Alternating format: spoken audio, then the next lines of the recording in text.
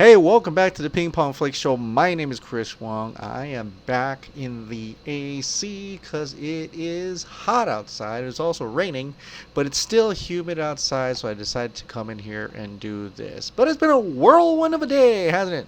It's been crazy. It's been crazy for all you DC nerds. First off, I'm going to do this in order of release of news because this is pretty much how I'm like, oh my god, oh my god, oh my god, oh my god. So the first thing is that there appears to be pictures released of what Aquaman, Mara, and Black Manta is going to look like in the film. Now, we know what Aquaman looks like in Justice League, but this time he is in a more comic book accurate picture. I do not know if I can share these pictures. The last time I shared Aquaman pictures, I got a copyright strike. So I will not do that now, although I will put a link to the tweet in the description below if you want to go and check it out yourself. And it looks fantastic. It's interesting that his gloves are flared up, but it makes it more for that aquatic feature rather than, like my friend put it, dishwashing gloves. So it looks like it's more naturally from underwater, and I really dig it. He actually has a trident this time around. It looks really cool. The colors really pop. Mara, you've seen Mara before. You've also seen Black Manta before. They look fantastic. But this is the one I really want to focus on. Aquaman. He looks great. He looks pretty comic book accurate. Of course, a lot of comic book people out there are still saying, well, he's not blonde. He's not short hair. Can't have everything. But for people like us who are invested in a DCEU, looks fantastic. I love it. I dig it. So that's great. But let's go to one of the biggest news today. One of the biggest, ginormous news today was the Birds of Prey casting. Are you ready? Birds of Prey casting. This is coming from Deadline. This is an exclusive from Deadline, apparently, and everybody caught wind of it. Birds of Prey cast. Mary Elizabeth Winstead wins role of Huntress, and this person I can't really say her name. Well, I think I'm gonna get it wrong. Journey Smollett-Bell is Black Canary. Now I want to highlight it because this is Mary Elizabeth Winstead, yo. Oh my God, I'm a huge fan. I've been in, honestly, had a crush on her since Sky High. She is a goddess, and if she ever, I don't think I will want to meet her in real life. She's one of those heroes that you don't want to meet in real life, but if I ever meet her, my jaw would just drop, and I'm like, I can't do it. But I am stoked. I was hoping she'd be casted, and it didn't happen. She has been casted in DC, and I can't even be more happy for that. That is super, super, super, super duper awesome. Perfect. Yes. Well, actually, if she was casted in anything else, I'd say perfect too, and I'm biased towards that. But the other person, Journey Smollett-Bell, I don't know her. She is beautiful though, but I haven't seen her acted in anything before. I tried looking it up, and she was like in a TV series and stuff.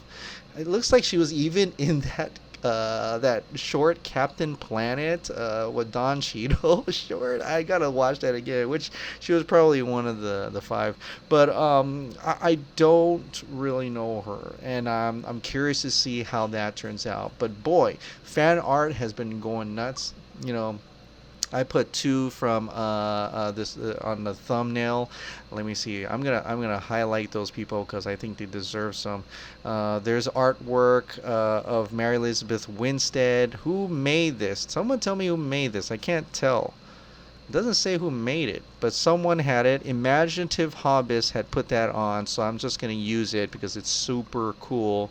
I'm also gonna use the same person's gonna had made Black Canary, so I did that in the thumbnail, and it's just so cool. It's so exciting when new people are cast and people start doing like Boss Logic and all this. They start doing fan manips of them in the clothing, and we're just trying to figure out what their costume would be. This is an exciting time.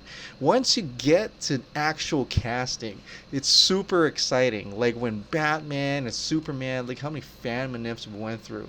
Now when Superman and Batman come out, that when if there are any new actors for that, that is most exciting because those are the top tier heroes. But man, awesome!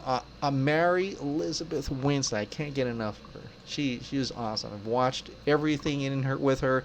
Even Final Destination. She even played McClane's daughter in the Die Hard. I think a couple of Die Hard movies. It's awesome. And one of my favorite films of all time, 10 Cloverfield Lane. She was in that, and she was like the Ripley. And I thought she was going to continue on, but it didn't go through. And it would have been kind of cool to see Gugu Mbatha-Raw because she was in Cloverfield. And so, Paradox, is that her? I think it was her. And then, so that would have been kind of cool to have two Cloverfield veterans as in the Birds of Prey. But no, Journey Smollett-Bell, looking forward to see how she does as Dinah Lance, Black Canary. Now, I know this is getting a lot of attention because, well, Black Canary is traditionally a blonde, a white blonde lady. I get it. And in the comics, she's like that too. Although some people were posting pics of her actually as a colored person in the comics in one of the Earths or something. So if you guys know, I don't know where that comic is. I was trying to find it before this, but sorry. But anyway. The traditional Black Canary is a blonde lady, and so there's a lot of people going around who are not liking this. Now, again, just like Deadpool, Domino, for people who aren't liking it, there are racist people out there. Don't get me wrong, they're out there, but don't be quick to judge and calling them racist just yet. I would say understand where they're coming from. Some of my comic book friends don't like this because they think it's not respecting the art, which is Black Canary in the comics is traditionally a blonde-haired girl. They don't care about race. But they, just like Domino, they wanted her to have the black and the white. And so I know in this culture, in this society now, we want to be really quick to name somebody something. And I think that we should talk about it with these people because not all of them are racist. And like I said, don't get me wrong, there's probably racist people out there. But for the people who are hardcore comic book fans, there could be those that don't like the casting because it's not traditionally what is in the art of the comic books. Just like Mary Jane. They want Mary Jane to be a redhead because that is Mary Jane in the comics. Mary Jane in the comics is a redhead. Lex Luthor is bald. Things like that. And so I'd be very wary to call someone racist when they just want to have their art portrayed realistically on screen.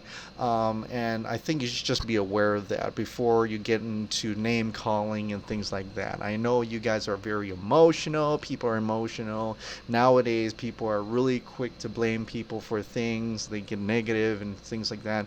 But, let's talk about it. And if they're really racist, then call them out. But if they're not, it could be they just want to respect the artwork, and we should respect that.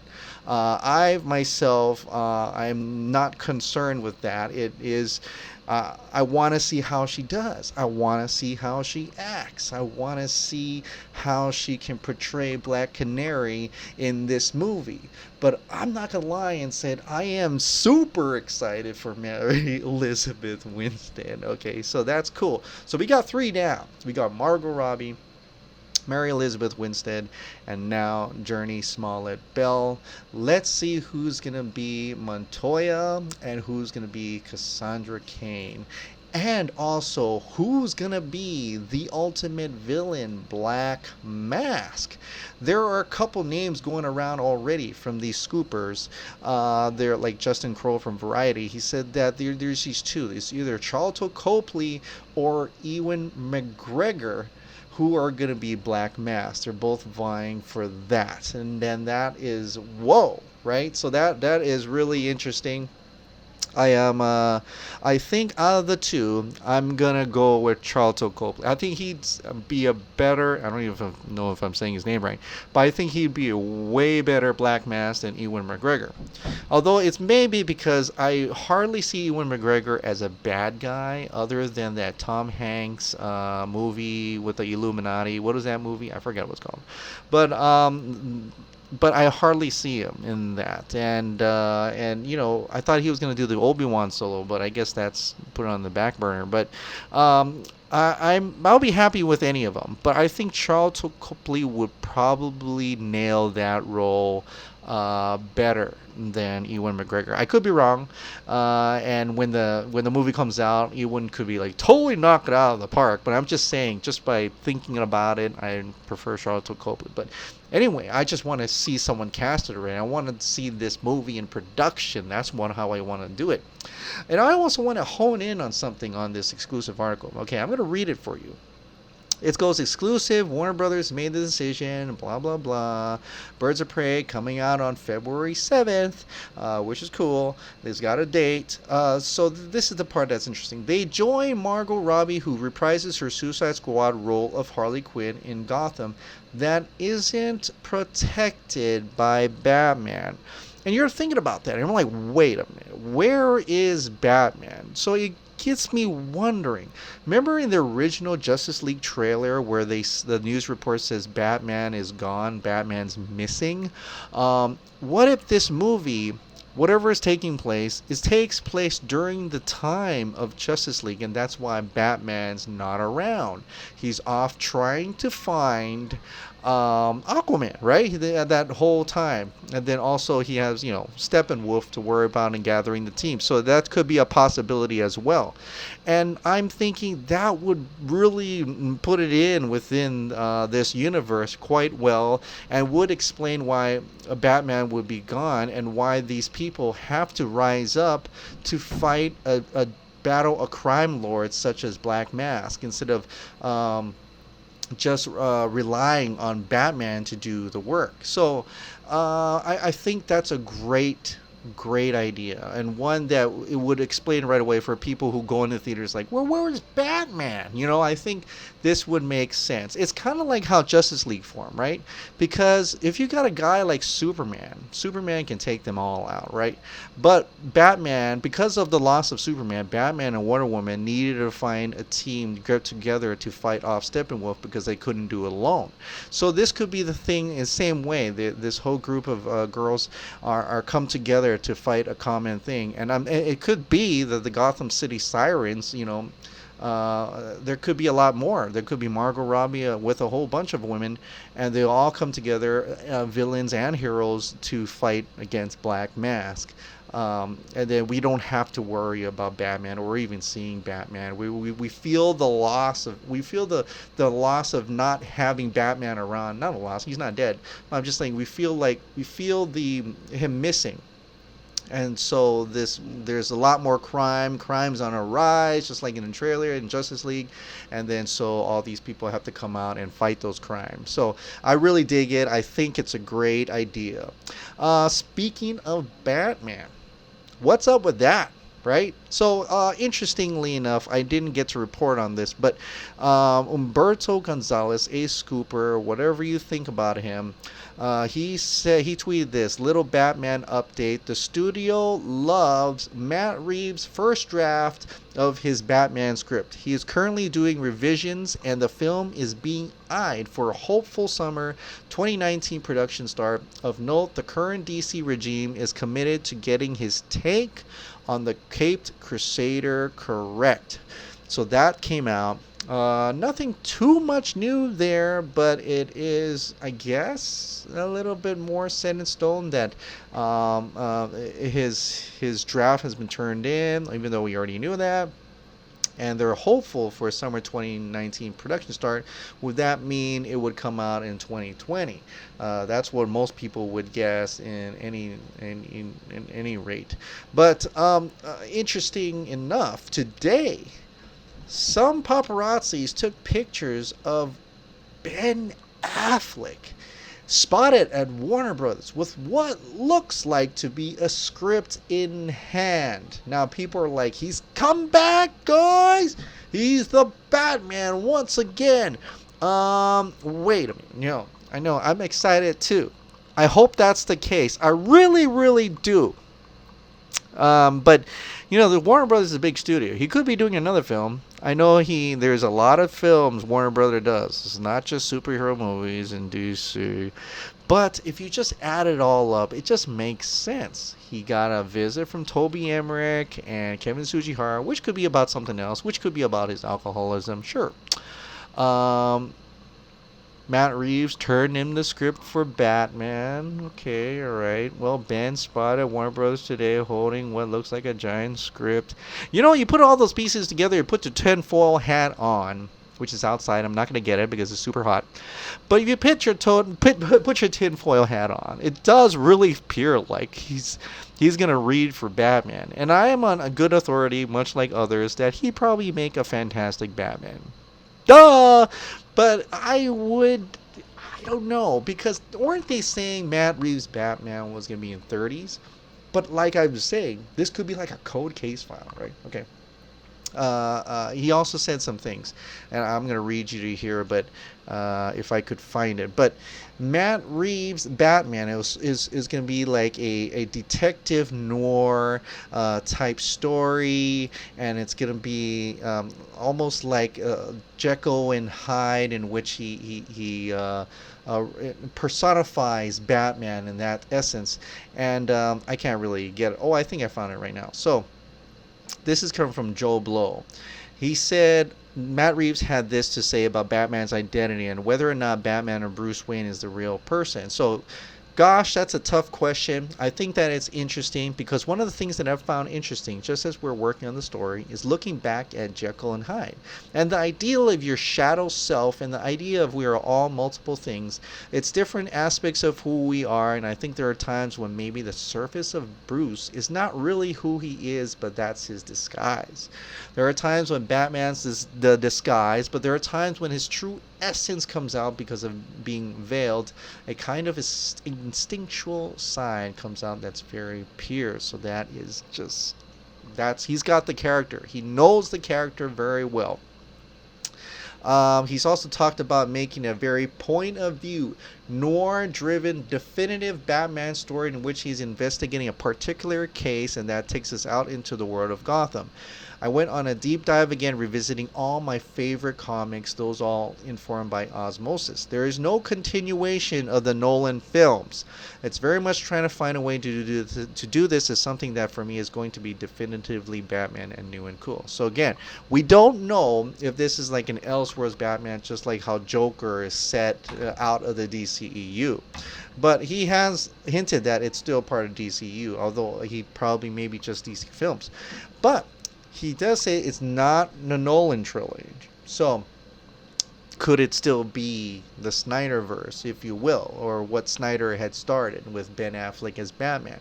Now, I've been talking about this, how it would be super, super duper cool that they could still have a 30s young Batman while having Ben Affleck be Batman narrating his story as a PI. Because in all PI noir films, you got a narrator. The main character narrates. And if they do a cold case files, maybe they will have the 30-year-old Batman trying to solve a crime at the same time the older Batman, Ben Affleck Batman, grizzled Batman, is solving a crime from his past. Just like those the cold case a TV series where they dig up an old case file and they go back in time, and you see, not, they don't literally go back in time, but they're thinking back historically back then. So it could be something like that, and that would be really, really cool, really different, and really interesting, and I'm ready to dig deep into it. Or it could be something else altogether. But Ben Affleck apparently has a script. What is it? Who knows? It's not toilet paper. I don't know what it is. It's some type of contract. People are saying it's a script. I mean, it's a thick wad of paper he has in his hand. But I'm hoping for some real big news later on this week, and so on and so forth. I'm ready to see something more. I really hope that this is coming together well, and we're getting a lot more news out of these, out of this. I mean, there's so much DC stuff today. Hopefully, there's more DC stuff tomorrow. It kind of brings me back to what Paulus has said, Lord Paulus, who, for people who don't not understand, but don't believe him. I gotta say this though. From how things are going, when he emailed me the other day, and he said that a source that is close to Warner Bros. DC branch told me that some important news and or announcements is expected to be released in the end of the month to first week of October. It is the end of the month, and it's almost to the first week of October. Could there be something more big news and announcements to come out? I'm hoping one of those is the Batman, and I'm hoping one of those is Superman. Well, that is it for tonight. I'd like to thank you so much for subscribing. Thank you so much for watching. I'll see you next time. Bye.